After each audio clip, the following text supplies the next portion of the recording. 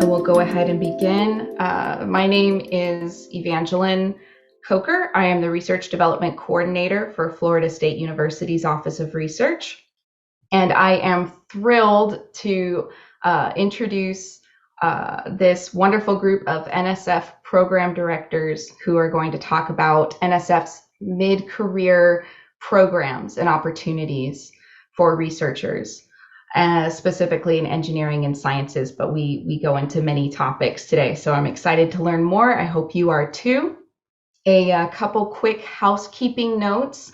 Please do stay muted during the presentation. If you have questions during our presentation, feel free to type them in the chat, and we will do our best to get to your question in time. And then after the presentation, we will have an opportunity for you to ask questions, either continuing over chat or audibly if you want to use the raise your hand function so we know you're ready to ask a question. So you have two forms of asking questions today. I just want to welcome all of our participants here today. I know we have quite a few from FSU, but also a lot from all around Florida. So thank you so much for being here. And I want to definitely thank Florida's Research Development Alliance of research development professionals who work at various universities and institutions across Florida for helping us get the word out. Thank you all. This will be recorded and on YouTube for us to share with our colleagues and researchers going forward. So feel free to share that. I will send the link as soon as it is up and available. So the last thing I have to do before I step away and let the real presentation begin is introduce our first speaker, Leslie Rissler. And Leslie Jane Rissler is an American biologist known for her work on amphibian and reptile biogeography and many other beautiful things. And she is currently the program officer in the Evolutionary Processes Cluster of the Division of Environmental Biology and Directorate of Biological Sciences at the National Science Foundation. Leslie, I'll hand it off to you. Thank you, Evangeline, and thank you everyone for joining us today. We are delighted to share information on the mid-career advancement program. We have several program officers from the National Science Foundation joining us, and I'd like them to introduce themselves briefly before we get started with the slides. So Evangeline has introduced me. I'm going to hand it off to Jesus next. Thank you, Leslie. And thank all of you for welcoming NSF in this webinar. Soriano, Program Officer, a new NSF Director, Technology Innovation Partnerships. I'm in the Partnerships Renovation Program, and previously in the Small Business Innovation Research Program. Actually, I'm as well in the NSF Includes program for those of you interested in diversity, equity, and inclusion. And I guess I'll pass it to my colleague, Leroy Jones. Thank you, Jesus. My name is Leroy Jones. I am a program officer for two programs. The LSM program, Minority Participation Program, and the Historically Black Colleges and Universities Graduate Program, and also it's a pleasure to be working with MCA as well. All right, I will hand it off to my colleague Samir. Hello everyone, my name is Samir.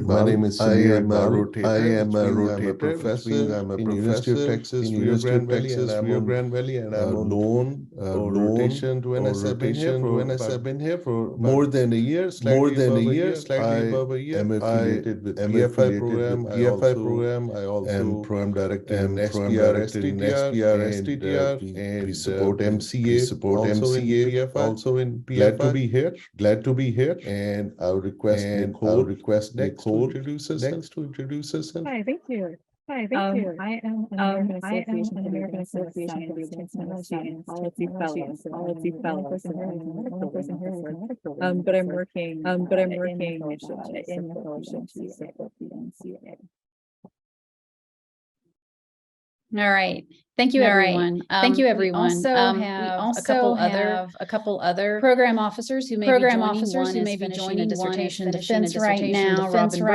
Robin Bernstein, social behavioral and economic sciences, and potentially Jean Gao, from the Division of Biological Infrastructure, who may be joining to answer questions in a little bit too. But right now, we will go ahead and get started with the talk. The MCA, the solicitation number is 22-603, and we have participation from several different directorates at NSF. Next slide. So the MCA addresses unique universal challenges at NSF tends to focus a lot of attention on early career, beginning investigators, that recruitment part of the pipeline. We have RAUs, that's research experience for undergraduates, the Graduate Research Fellowship Program, and the flagship career awards for faculty. And at this stage, you are fresh out of your postdoc training, you likely have startup and the faculty are often protected from too much service. There's also a more equal gender and racial distribution at those early career stages. However, after tenure, new challenges arise. It's been a while from that initial training. There's likely a need for retooling. You have increased service loads, more teaching, more mentorship, less time and money for research. And that can become a negative feedback loop. When you have more service, that means you have less time to write grants, you have fewer opportunities to conduct research. And at that associate level stage, there is also a very gender and racial distribution, becoming even more at higher leadership ranks like full professor. And this is the stage, that mid-career where we need to think about retention and advancement. We can't focus solely on recruitment and expect a healthy and vibrant ecosystem, which includes the people who do the science, and the quality of the science itself. Next slide. So the primary objective of the MCA is to ensure that scientists and engineers remain active in cutting-edge research at a critical career stage, restraints on time that can impinge on research productivity and advancement. Next. And there are several unique aspects of this program. It's the only cross-directorate NSF program targeted at mid-career. It provides protected time and resources to work with the partner, and it supports advancement unlikely to occur if you didn't have an MCA. Next slide. There are four main motivations that drove the development of the mid-career advancement and I'll focus first on broadening participation. Next slide.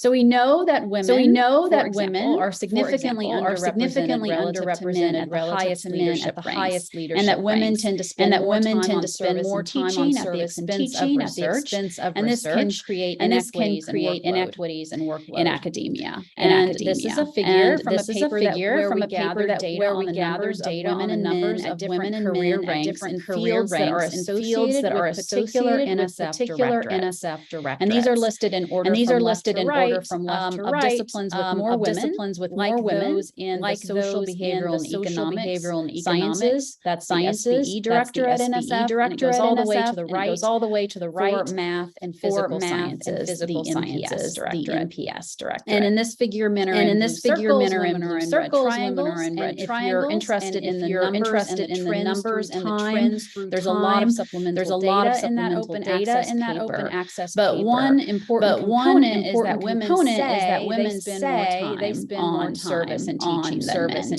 than men do. This can lower the likelihood of their highest academic ranks and leadership. And the MCA helps lift those constraints and thus will help retain and advance a more diverse world-class science and engineering workforce. I'll point out that this is not just for underrepresented groups. The MCA is for faculty at the associate rank with at least 3 years at that rank. Next slide.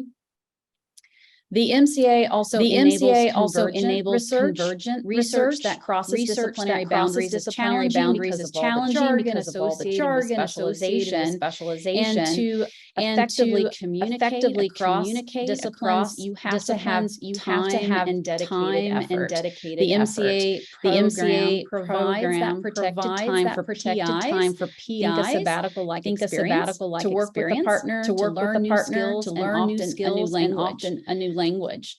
The strategic workforce development is also enabled by the MCA. We want to make sure that all researchers possess the skills and motivation to stay active, contributing to the advancement of science. PIs that have those cutting-edge skills can better train their students and continue doing world-class research. And finally, these programs aim to foster innovation. We're supporting researchers who have demonstrated success. They're post-tenure. They're capable and successful scientists, and they are at a stage where they're primed to pursue innovative and even risky ideas, and they need the time and the funds to do so. And now I'll turn it over to Jesus. Thank you, Leslie. I'll try to fill your shoes.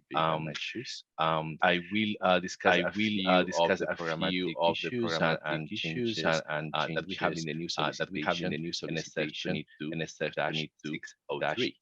22-603. At the end of this presentation, we expect that you will ask many questions. I just want to remind you all that when a program director provides oral advice, they may deviate a little bit from this. So whenever the discrepancy between oral statement of a program officer and a solicitation, please refer to the solicitation. But a human being may say. So what have we done new in this new solicitation, NSF 23? Well, we clarified budget details to make your life more pleasant. We reduced the number of pages required in the project description from 15 to 12. However, we have now an impact statement. Nothing quite strategic that we share with us is a two-pager. It's now required. We talk about it in a few minutes. And then just so we understand the collaboration between you and your partners must complete also the collaborative and other affiliations, otherwise known as COA, template, and uploaded as a single copy. Documents are available only to the NSF staff and program officers, available for review by panelists. So the MCA impact statement is one of the significant changes. Is that two-page document, and it helps us have a larger view of your career and where you're going, and what the impact of an MCA award would be. So what do we seek? Information on past or constraints, time and resources available for research. Right? Need to understand your reality. What type of challenges you're facing. The impact of an MCA award on the PIs, your career trajectory, and if relevant, far-reaching impacts, including those in your department and or institution. And in the case of proposals, we're seeing innovation and entrepreneurship aspects related to that. We are constantly innovating MCA program, and we are running a wonderful pilot. One that personally I hope other directorates. At this time, that pilot being tested at the bio and the geo directorate, and basically trying to help PIs at PUIs. PI eligibility has been extended to full professors only at undergraduate institutions. So you are or know a professor who is at a primarily undergraduate with a big load, who wants to engage in research or in the case of innovation and entrepreneurship. MCA may the way to go. If your colleague or if you work in the area of bio or geo. we are working very hard, and we are grateful to Leslie's leadership since the program started around 3 years ago. She's working to expand the program to all directorates and divisions. However, not all of us are participating yet. At this time, you have here the list of directorates, bio, social behavioral, economic sciences. Now I think we call it directors for STEM education or STEM education, or the new directorate, technology innovation partnerships, and the office of activities representing EBSCO. Please continue to visit our website because Leslie and her followers, including me, trying to expand the MCA to the rest of NSF. So keep an eye on us because we will hopefully expand the participation. More things that we want you to have in mind when considering a proposal, or actually if you are already writing. So who are we trying to help?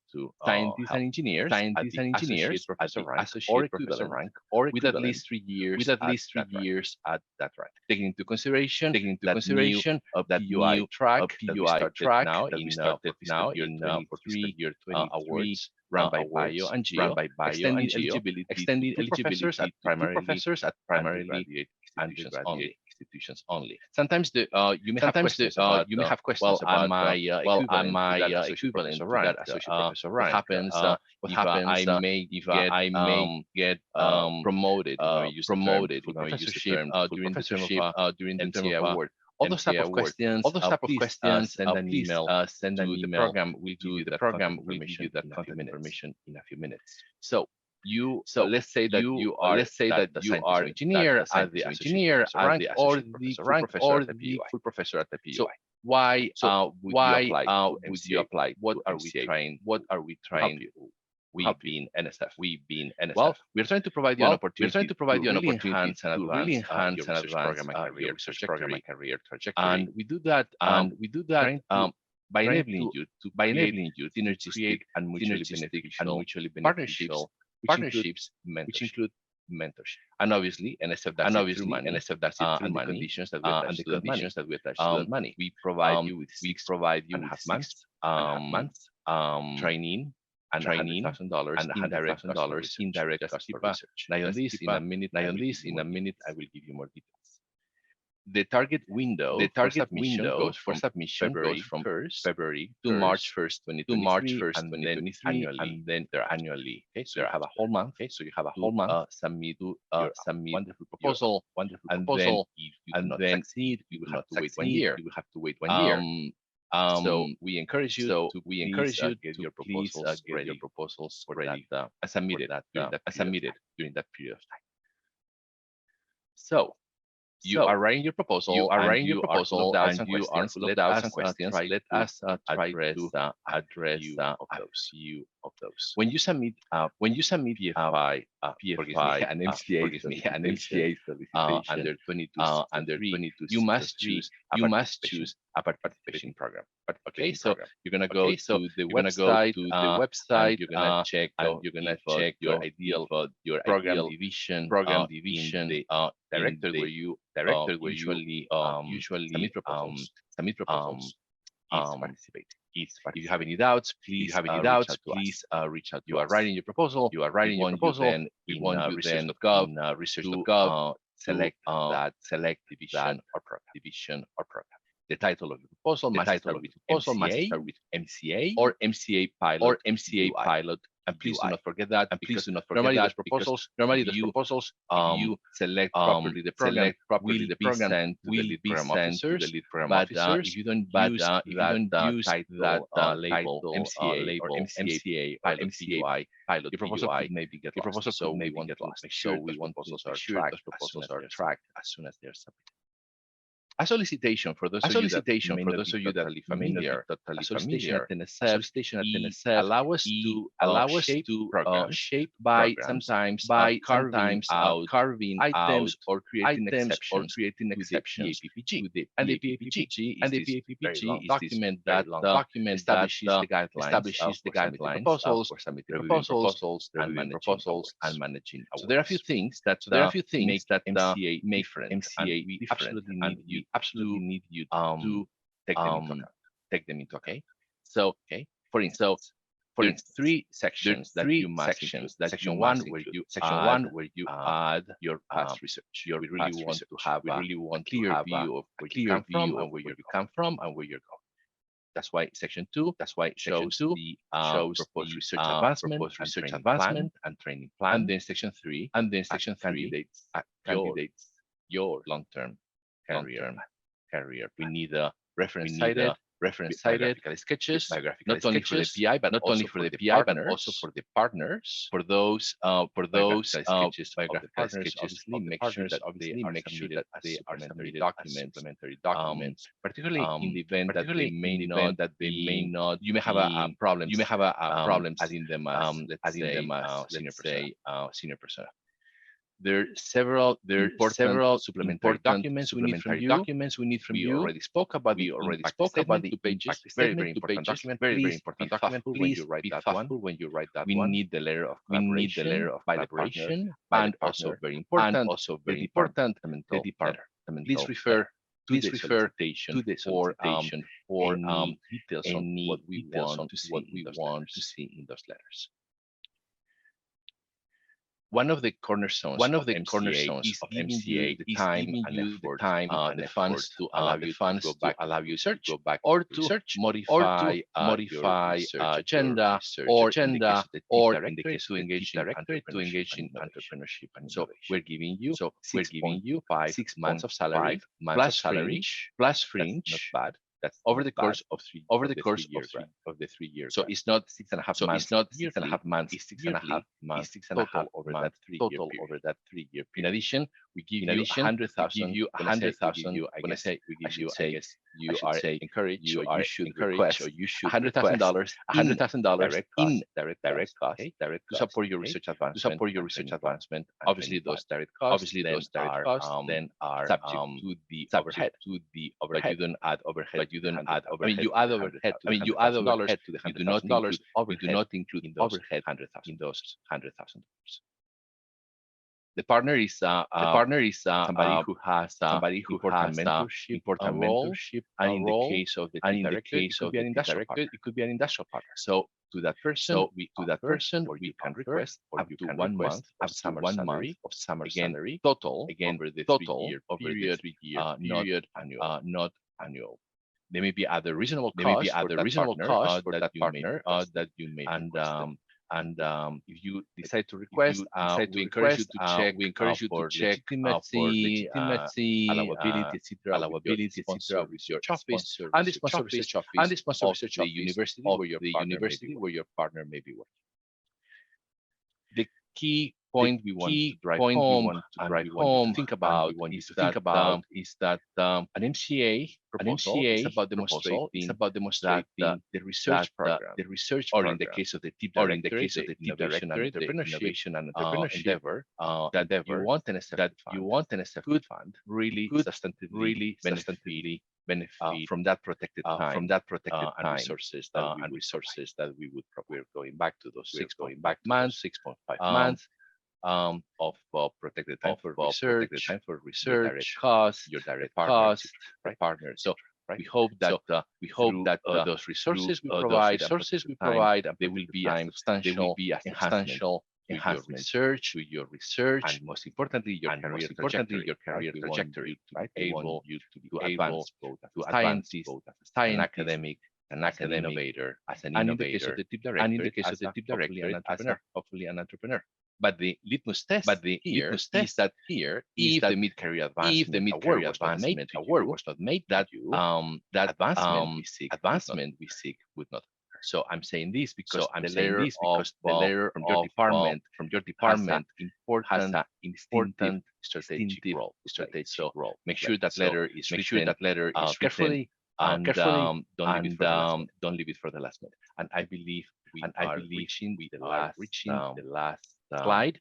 Here you have the colleagues in MCA program across NSF who are currently participating. And you have also our email address, mca.info@nsf.gov. Please address all questions at that email address because appear in all our inboxes. To just one of us, probability that we may answer is significantly low. Thank you. And Leslie, I guess I pass it back to you. Thanks, Jesus. Okay, before we take verbal questions, I want to introduce, or I want Robin to introduce herself. She's also a member of the MCA group. Hi, everyone. I'm Robin Bernstein. I'm a biological anthropologist. I'm a temporary rotating program director for the program in biological anthropology in the Social, Behavioral, and Economic Sciences Directorate. And I am the rep for that directorate on this working group. So any questions along that way or any others, please feel free to send my way. Thank you. Thanks, Robin. Okay, so we have several questions in the chat that were answered and some that we didn't get to, but we can do that verbally. And maybe Evangeline, are you still on? Yes.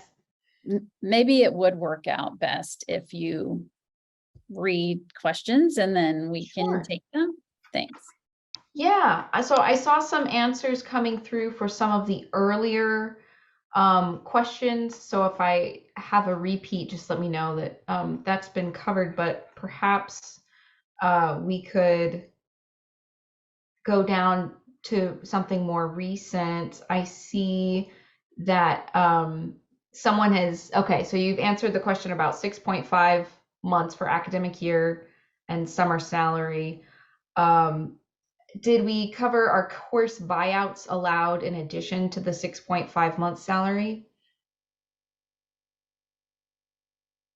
Not exactly. So Jana asked this question. Hi, Jana. We used to be colleagues.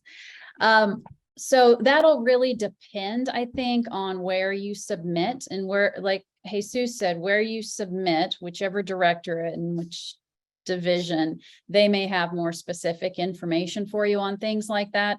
We meant when we wrote the MCA, and others can correct me if I'm wrong, that the 6.5 months salary would be the buyout. All right, and you could use that in any way you want. If you couldn't do it during the year, you could have 2 months of summer salary for 3 years, and that's 6 months total. You could have a semester plus 2 months of summer salary. That's about a 6.5. That's where we came up with that number. Now you have $100,000 extra dollars in direct costs. You could theoretically make a convincing case that you needed more time. That's not a lot of money. And you also have to have a research and training plan in there. But, you know, we do allow some differences, you know, depending on what your particular research is and what the directorate interests are. Anyone else want to elaborate on that?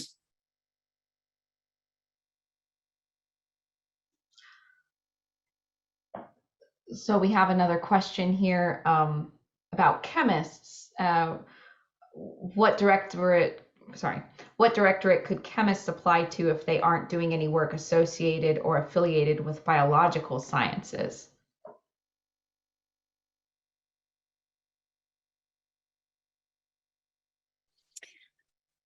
I guess at this time, the only thing I can offer from the TIP directorate is if you are using Inspire applied research, trying to address a societal need that may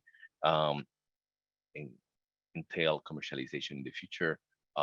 TIP is technology agnostic, so we receive technologies from and proposals from everywhere, so long you are in the technology development using Inspire translational research space, so not fundamental research. And that, if I may extend what Jesus said, and that may be an engineering project or a science project, but with a user-inspired potential for translation to a product in future. So we have a much broader, if you can say, horizon in PFI to partner with MCA. And I'll just elaborate a tiny little bit. So we are working very hard to get all of the directorates involved so that all scientists and engineers can apply to the mid-career advancement solicitation, because we think it has these universal sort of general, those are general problems at the stage. And this is, it's very broad. It was written by a diverse group of program officers. But right now, they aren't. You can reach out to your program officers in those directorates and, ask if the MCA could be available in the future. I will put in the chat in a second a couple other mid-career-ish type solicitations that like MPS is a part of, and SISE is also interested. That's Computer Information Science and Engineering. That director is also seriously considering joining the MCA. But while others answer questions, I'll find those other solicitations for you. Thank you so much. So we had a couple technical questions about buyouts and partners and mentors. Is there a limit on the number of partners, mentors, and can we request a 1 month summer for all of them? I'm assuming that's summer salary. I could take a stab at that. I mean, you can have as many partners, as you would like to, for your program. However, that's limited to one partner in terms of the 1 month salary. And if I may add a general question, when we review MCA proposals, and we see that sometimes folks miss the point because, yeah, they want the career advancement, but they are pitching this project more as another research project, right? And so we want to see this very strategic intent when you write your proposal, making sure that the effect, the impact that NSF is trying to obtain, which is really helping you either change your career, your research endeavors, or go back into research while advancing your career. Make sure that you remain focused on that. We've seen sometimes proposals that they look like just another research proposal. So on that, in that context, when you seek a partner, make sure that that partner has that very important catalytic role in your career advancement. So if you're thinking about many partners, well, you have the hurdle to demonstrate why do you need them all, right? Since this is not just a research grant. Thank you. I see that we do have one hand raised, and then I did want to get to Leslie, that question you wanted to answer live. I see Catherine, you have a question? Yes, thanks. Can it be a change in direction in which you already have some involvement but limited involvement? So for example, I'm a microbiologist and I've moved into informatics a little bit, but I feel like my skills in that area are still somewhat limited and surface level. And I have some collaborators that I could spend more time with who are serious experts in the informatics aspect. And that's something that I would like to acquire. And I'm just wondering if I've already published some things in informatic aspect to them, would a criticism be, oh, you already know how to do that?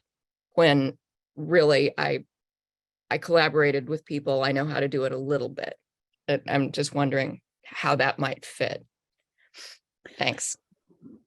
Yeah, as the biologist, I'll just briefly answer this, and it's relevant to some other questions in the chat too. Like, do you have to change disciplines? You don't have to change disciplines. We didn't think it was appropriate for everyone to switch their discipline at mid-career. That doesn't make sense. However, some people do, and they can make a really strong case that they wouldn't be able to move into this other field if they didn't have the time and all of that. So we want to be able to fund those people too. The caution that I would say is that this is not supposed to be something that you could just write a collaborative grant with this person maybe that you've been working with in the past. If you can, in other words, if you can do that and just write a normal core proposal grant with someone that you've worked tangentially with in the past, then you should do that. The MCA is a special program. So you'd have to convince the reviewers and the program directors that somehow you couldn't do what you said you're going to do any other way than with the MCA. So that's your challenge to convince us that it's it's moving you in a new direction, or it's really going to give you an opportunity to move your career forward in a way that you couldn't do otherwise. Could we expound a bit on that question about partners being from different disciplines? Does your partner have to be from a different discipline? The answer is no, but there may be more to add to that. Yeah, maybe Leroy or Robin want to say anything about that? I'll go ahead and answer. I'll turn on my camera at the risk of looking unprofessional with my cat. But so I think that the key is not specifically that they are in a specific discipline or not, but that again, they're bringing something new to your research program. And so they could be in a different subdiscipline of your discipline. They could have a different methodological approach, perhaps even a different theoretical grounding. But whatever that is, that should be clearly stated in the application when that relationship is being discussed. I think as long as it's clear that it would be kind of bringing something new or a new approach, then that would be fine. Is that correct, Leslie? And the idea is it cannot be tangential. It should help your current research program substantively from the protected time and that mentored interaction you have. So the idea is it should enhance your research and career trajectory from the protected time. I see a question, if I may, from a PFI point of view, and can the current PFI awardees apply for MCA? By all means. Of course, in PFI award, there are very specific requirements that you have about translation.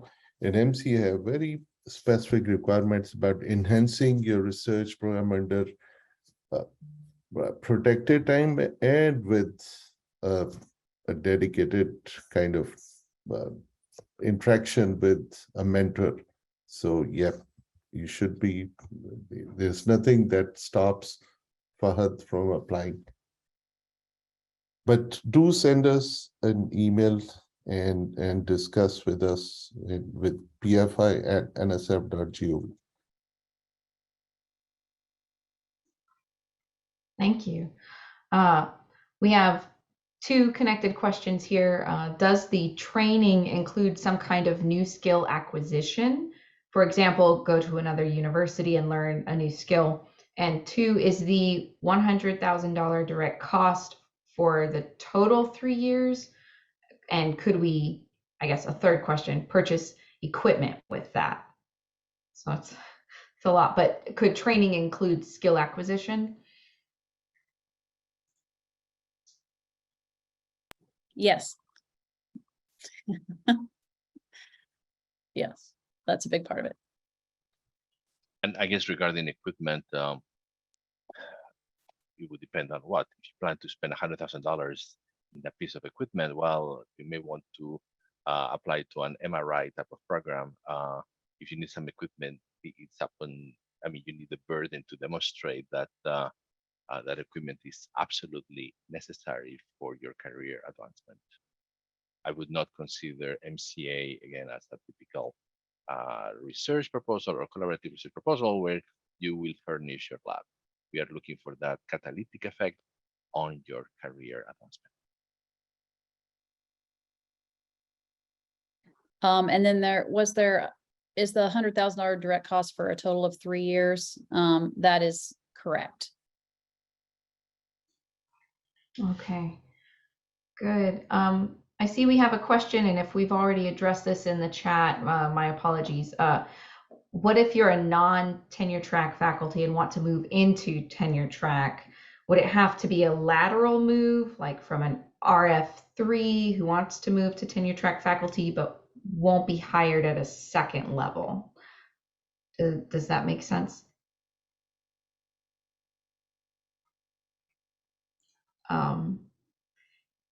Amy, I don't know if you're still on the line. Would you mind unmuting and asking that question? I don't think I've expressed it clearly. Yeah, I'm just curious about if you can use these funds to switch from a non-tenure track faculty line into a tenure track faculty line where you might have to, you know, kind of drop a level, like maybe even go to an assistant. I just was curious about if that would be something that would be supported. Thank you.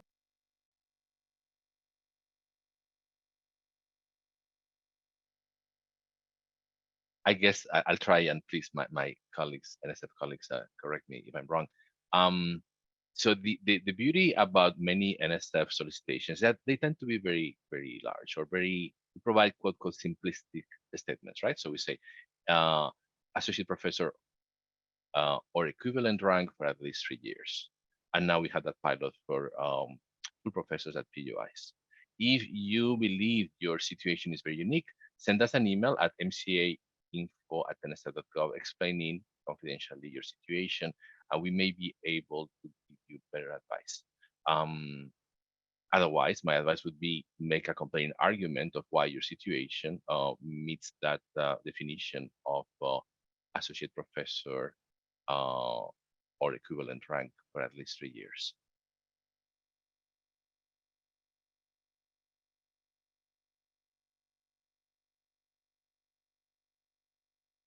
And Amy, I don't know if I was able to address your That was question. perfect. Thank you so much. I'll send an email. Thank you.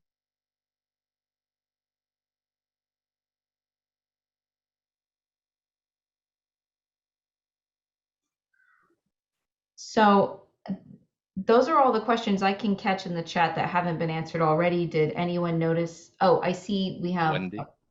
Wendy. Yeah, do you mind?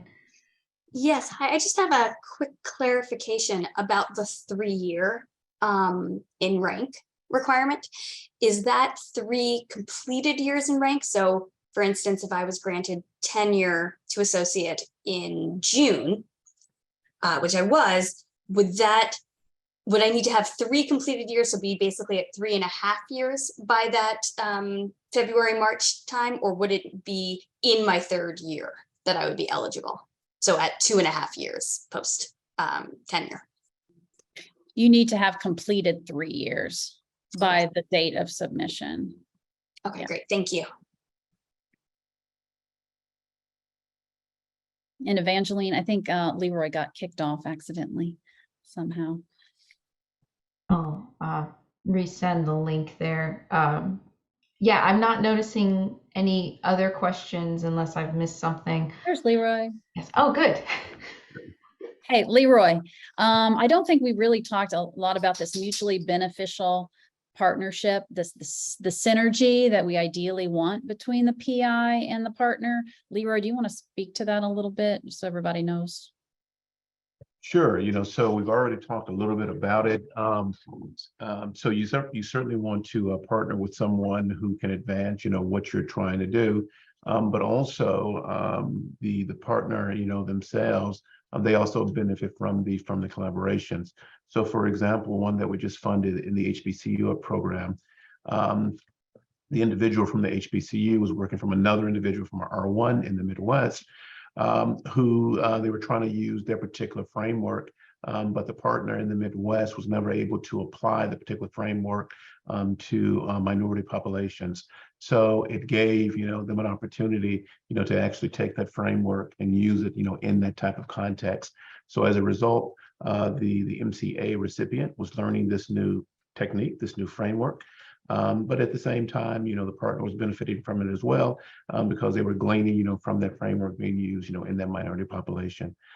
So those are what we're talking about, when it's mutually beneficial to both parties.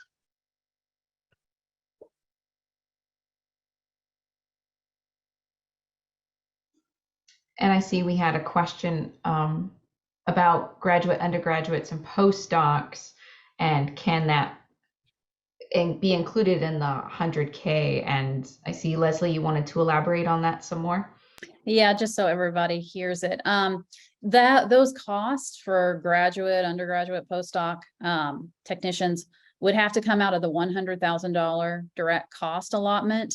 That means that you have to justify that.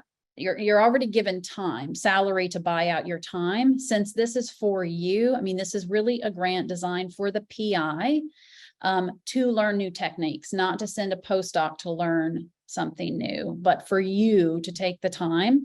That does not mean you can't ask for that support. You can, you just have to justify what you request under the spirit of the mid-career advancement program. And please ask us questions. I mean, we are here to answer questions for you. So raise your hand and we're happy to take as many questions as you have. I see Deidre. Yes. Is the 6.5K months, is that per year? And I may have missed that response already. Sorry.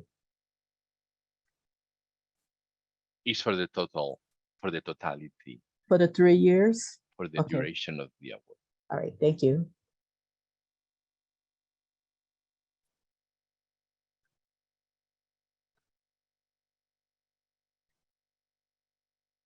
So about the training, if I want to go to other university with my partner, work with my partner for like every summer, like 2 months to acquire a new technique, then can I ask for the like a travel fund for to cover that, stay in other states and city or something like that?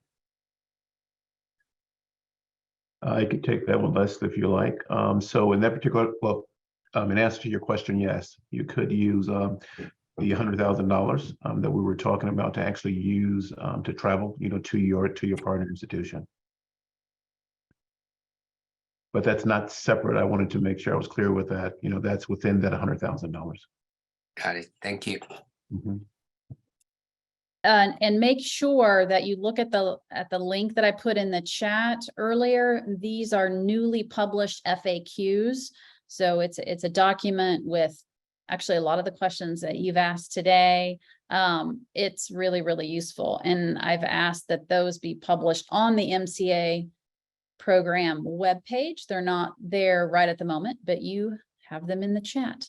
And our main webpage that you probably know about, but just in case, is right there.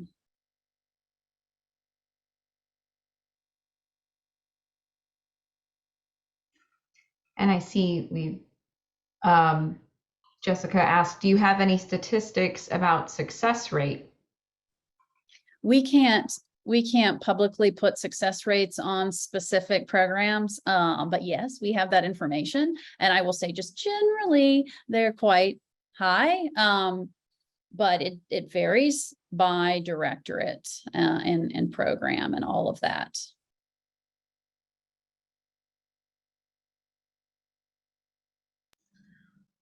So talking about partners and mentors, we have a couple questions that maybe we can hit at the same time. One is specifically about international partnerships. For instance, having a collaboration with someone in France. And I see we have chunks of text now. Okay, and the other one was about limitations on partnerships, any Florida specific restrictions that you may know about.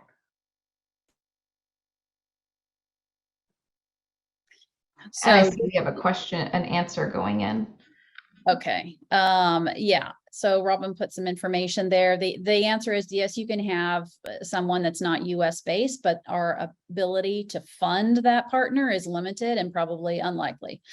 So you can have that partner. What some people do, I'll say, is that they might want to have a couple partners, but they'll have one official partner because you have to have a letter from the partner.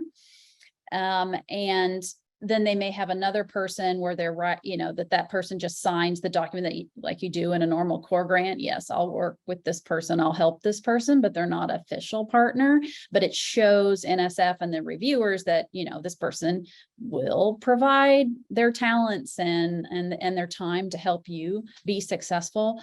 One thing that's kind of related, many of us have sat through several panels over a couple years to hear people talk about the MCA, the proposals as reviewers and panelists. And what's kind of unique and can be a challenge for you as a PI is that you're writing a proposal so that you learn something different, right? In some way, you're expanding your base of knowledge. And you're convincing us that that's an important thing to do for your research program and your career, but you're not the expert. The partner is the expert. So you'll want to give yourself enough time to have the person, that partner or partners, read the proposal, because you may put things that a normal reviewer who's going to focus on the details of that say, well, this is not correct. This is not the specifics, right? But that's the entire point, for you to learn that. So it's also, can be challenging for us to make sure that the reviewers know exactly to look at the solicitation specific information, that this is a unique solicitation. It's not a normal core grant. That's our job. We've written many pages of instructions for the reviewing community and the panelists. But I would say, take your time, write it, get the partner to read it and provide some information for you. Jesus, one comment? I just wanted to add back on to the issue of partners. If you are thinking about future commercialization of a technology, you're really early stage, and you are doubting between, hey, do I go through my normal academic career, or do I engage on this applied research thing that, who knows where they're going to lead me? God forbid I start a startup company. Think about the directorate. And because we are looking or trying to support the future commercialization of technologies, intellectual property is an issue to us. So when you think about a partner, we encourage for you to engage with industrial partners, but we would say try to find US partners rather than foreign partners, because they're all issues related to foreign manufacturing, licensing, etc. Sorry, Leslie, was totally unrelated to what you were talking about. No, that's great. That's great. It's all about partners. And I want to say one other thing about partners. So we also realize that not everyone can run over to another institution and to learn something, right? You may have family responsibilities, childcare, elder care, lots of other things going on in your life. So you can make the case that working with a partner at your institution, perhaps in a different college, it could be in your same department, you could make the case for that. You'll need to make the case for that, but it's open to you. You just have to say, the reviewers would say, well, why couldn't this person walk down the hallway and work with X, without the MCA? And you'd have to convince us that, you need the time to do that or learn something. But I just wanted to throw that out there, because you don't have to change your discipline and you don't have to travel across the country or somebody. We've tried to make this as broad and useful to as many people as we can in science and engineering.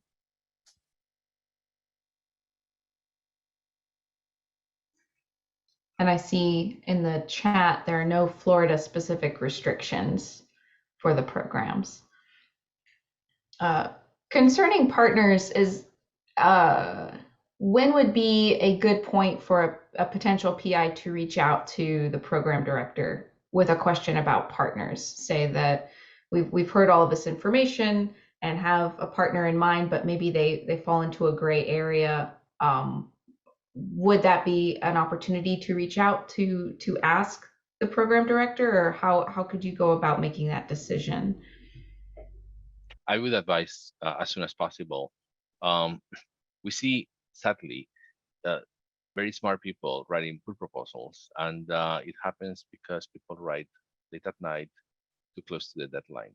So the sooner you can plan strategically what the future of your career is, which includes partners, the better. So do not procrastinate and start sending emails to us ASAP. But even before sending emails, ask questions now because we're very busy people at NSF. So that's why we're here. And I see too many people with their screens off. I don't know if your guys are listening or watching TV. Sorry, I'm being candid. Yeah, reach out to your program officers. That's why we have that PDF on the webpage about participating directorates. So you'll look there and then you'll look at the MCA contacts, and there are multiple people per directorate for most directorates, not all of us. And then you can reach out to them specifically for your research questions. Less so about the specifics on your partner, that's really up to you, but to make sure that your research question is appropriate for review in the participating directorate. Wendy? Yes, hi.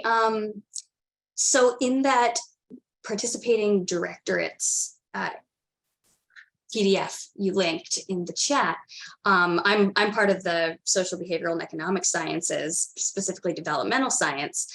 I see on this PDF that developmental sciences is not part of that. When I go to the web page, because I'm hoping that maybe more directorates or divisions will become part of it, when I go to that and I click on my directorate, it doesn't specify which of those programs are and are not going to be participating. I was wondering if this PDF will get updated, or if there's a link like that that will allow me to see if and when, for instance, developmental sciences would be added. Hi there, Wendy. I'll answer as I am the representative for the SPE directorate. That list is current. And if any other programs from SPE decide to join, it will be updated. But right now, what I can say in terms of that specific program is there's recently been a transition in the program director who had been there for several years, has rotated off, and there are two new program directors who have rotated in. And so it may just be that there needs to be a little more time for those discussions, but certainly I hear and understand, that you'd like to apply, and that seems like a really good fit. And my suggestion to you would be to, in the meantime, reach out to those program directors and let them know that you would be very interested to see the program support the MCA. Perfect. Thank you so much. Robert has a question. Yes, thank you. So you've actually answered most of my questions so far. I've identified a potential partner, and it seems like there could be some overlap between directorates, either geosciences or biological. Should I reach out to both of the kind of managers in each of those directorates, or I guess I'm just not exactly sure which, where to reach out if there might be overlap. Yeah, you can reach out to both. You can send anything to mca.info@nsf.gov, and we will send it off to the right people, because that's our job, is to figure out where best to review your proposal. The first is whether it fits, and then where to send it. Okay, should I prepare just like a shorter, like 2-pager for that, or it doesn't even need to be a 2-pager? It can be, yeah, a 1-page thing with your research, and we'll know. Gotcha. Yeah. Okay, thank you very much. Yeah. One more question, or well, there's another question. Yanitza? Yeah. Hi. So my question was if my old PhD PI could be my partner, and it's because we studied, for example, cytoskeleton, and then in my new area, I'm studying therapeutics and pathogenics, and years after I graduated, she has also moved into that area and has got sabbaticals and a lot of training on it. And so we have reunited in different scientific meetings, and she is interested in collaborations. And so would that be okay, even though she was my old PhD PI, but we have both moved into new areas? There are no restrictions about the former relationships between the PI and the partner. Yeah.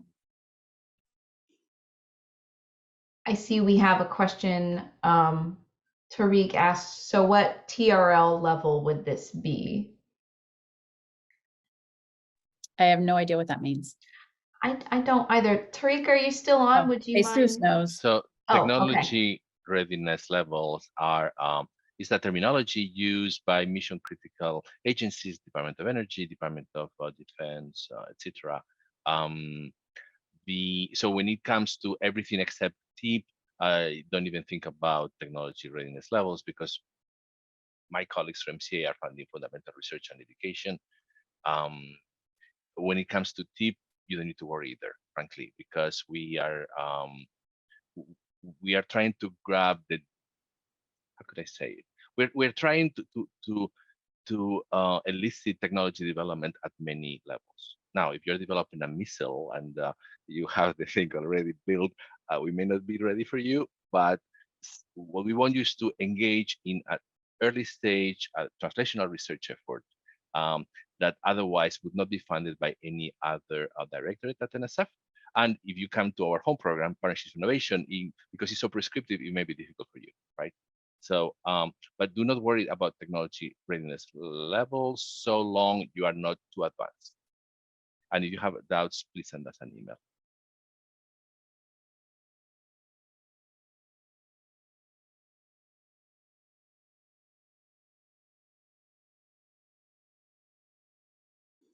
And thank you, Tariq, for using the acronym so that I could learn something today.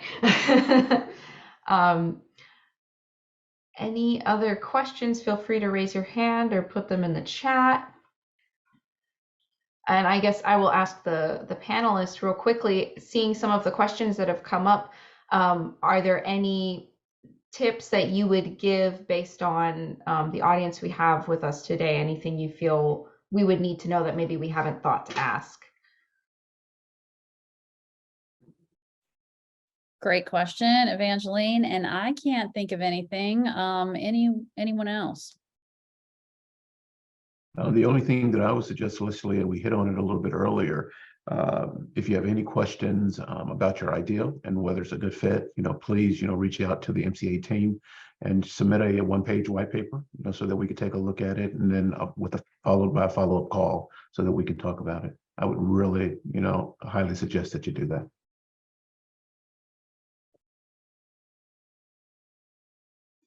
Jessica?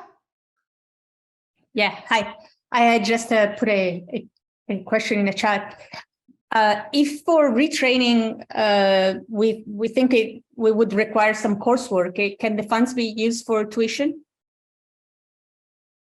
Yes, and they often are. They often are used for some workshops or courses, that sort of thing, as well as undergoing a research project. So you do have to have some kind of research project as part of the MCA. And that's what I meant early on, that you may not be the expert in what you're planning to do with the partner, which means, the sample sizes, all those kind of details. It's a limited proposal. In the sense it's 12 pages long, plus you have the 2-page impact statement. So the impact statement is about the constraints on your time and resources, because that's what the MCA is trying to lift, right? Those constraints. And the work can be preliminary in some sense, which is unlike a typical research grant to a core program, because it's going to set the stage for you to really ask for more money from NSF in the core program, right? This should provide a mechanism for you to write publications, get publications accepted, write more grants, become more productive, and really set the stage for you to take off scientifically. Jean. Thank you. This has been a very helpful presentation. I'm a research development officer here at Florida Atlantic, so I help a lot of faculty, and this has come up quite a bit, with this particular solicitation. I'm glad to see some FAU folks there, but I'm curious about how do we know, because one of you mentioned about the inclusion of other directorates. Because one of the directorates in there is integrative activities, so if it falls within the scope of maybe, let's say, math, but they might be doing things that involve earth sciences, would that still be okay, or is that kind of splitting splitting hairs on somebody who wants to apply for this? And also, is there a mechanism or anything that would trigger to be able to say, oh, this new director, it's been added, go take a look? So, or is it just we have to keep checking the website? Good question. So most of the directorates would start signing on well in advance of the submission window, which is all of February, right? It's any time in February.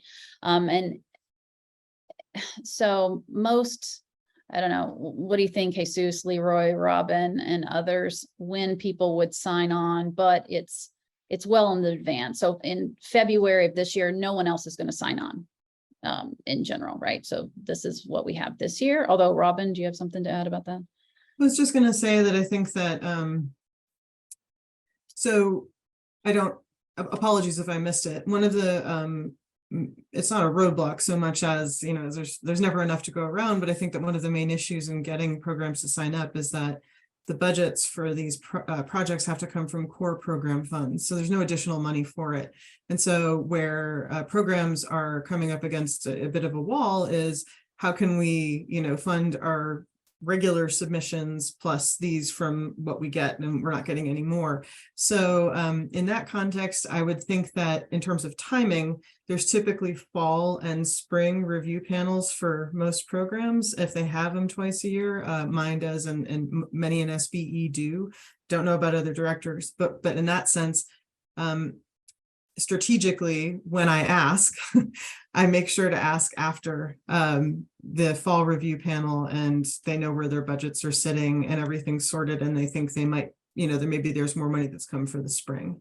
So I would say that right now, that's all getting sorted. And so perhaps maybe December, January, that would be updated, but yeah, that might be pushing a little close to February. And then in the spring, it's usually kind of April, with a little bit on either end of that. So kind of be falling after that to figure out where things lie budgetarily. Sorry, that was a bit of a long answer. Hope that provides a little context. No, it does. It absolutely does. Thank you very much, Robin.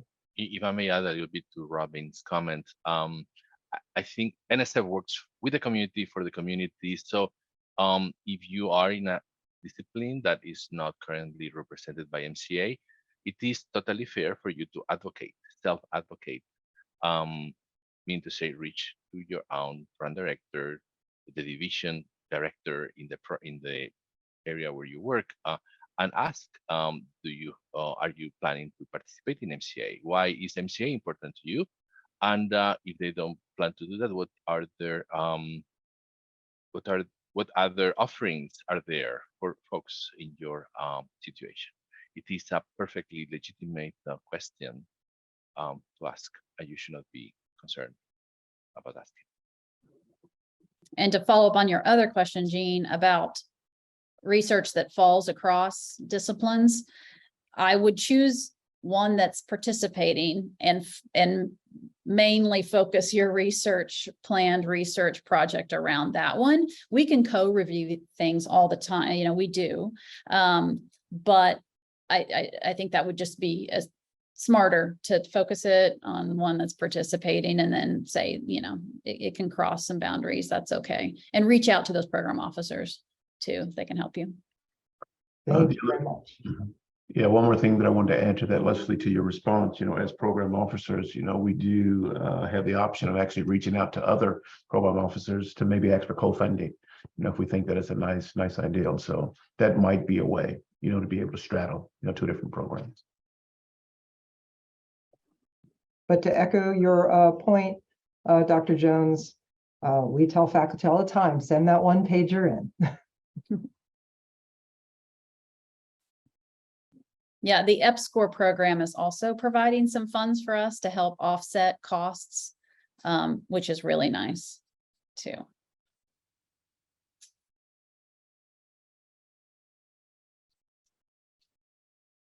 Any final questions?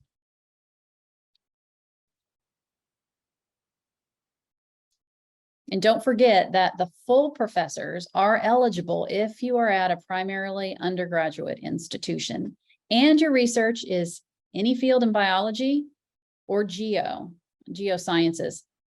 at the NSF. So in bio, we don't fund health, human health, but we fund, molecular cell biology, environmental biology, ecology, evolution, integrative organismal systems, physiology, neuroscience, all those sorts of things. And all of the geosciences is also participating.